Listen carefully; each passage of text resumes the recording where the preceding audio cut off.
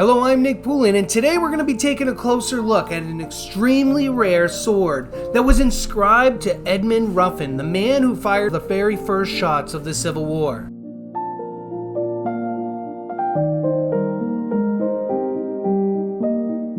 Edmund Ruffin III was born in Virginia in 1794. In the War of 1812, he enlisted as a private in the Virginia militia, where he was secretary of the 4th Virginia Infantry.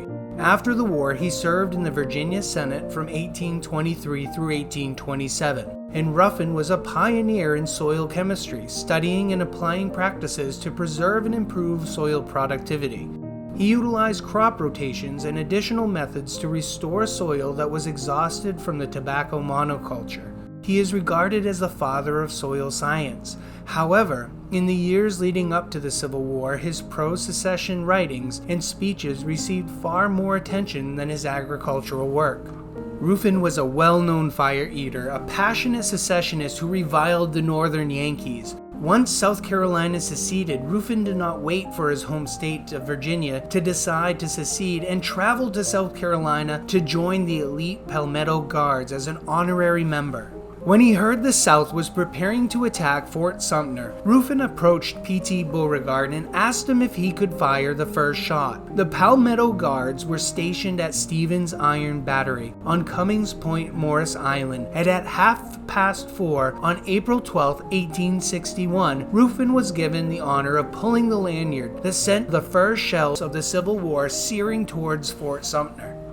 At the end of the war, Ruffin was devastated by Lee's Appomattox courthouse surrender and the deaths of the majority of his family. In a final act of defiance and resistance to the North, he wrapped himself in a Confederate flag, took his musket, and committed suicide, but not before he left the following diary entry.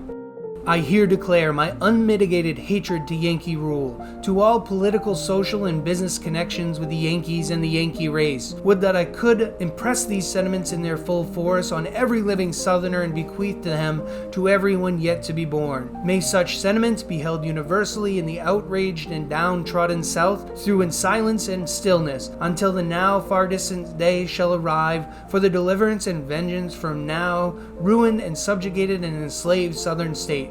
And now, with my latest writings and utterance, and with what will be near my last breath, I repeat and would willingly proclaim my unmitigated hatred to the Yankee rule, to all political, social, and business connections with the Yankees, and to the perfidious and malignant vile Yankee race. As can be seen in his final diary entry, he was a fire eater until his final day, when he wrapped himself in a Confederate flag and ended his life.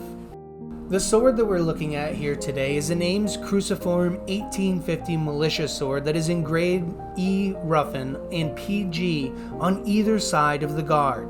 It has a 31-inch double-edged blade signed with the NP Ames Cutler marking.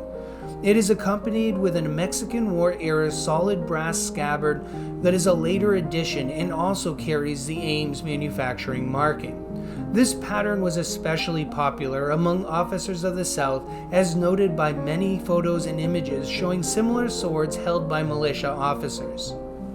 There is an old locking wooden case accompanying this sword, and 2 CDVs of Ruffin. The first CDV shows him seated with a cane and a hat, and the image has a distinctive partially pasted Quimby of Charleston's photography label. The second is a reproduction tintype of Ruffin at the same sitting. Same coat and hat, but now in addition of the musket instead of a cane, there is also a Palmetto Guard insignia on the hat, a cartridge box, a strap, and a belt. The inscription on the back of the second CDV is marked "Fired the first shot at Fort Sumter. Killed himself in 1865 because he refused to live under the United States government." The condition of this historic sword rates very good overall, with some of its original luster on the blade, and the etching is all discernible. If you like this video and want to learn more about historical artifacts from the Civil War, then visit our website at poulinauctions.com. And as always, don't forget to like and subscribe, stay safe, and send it downrange.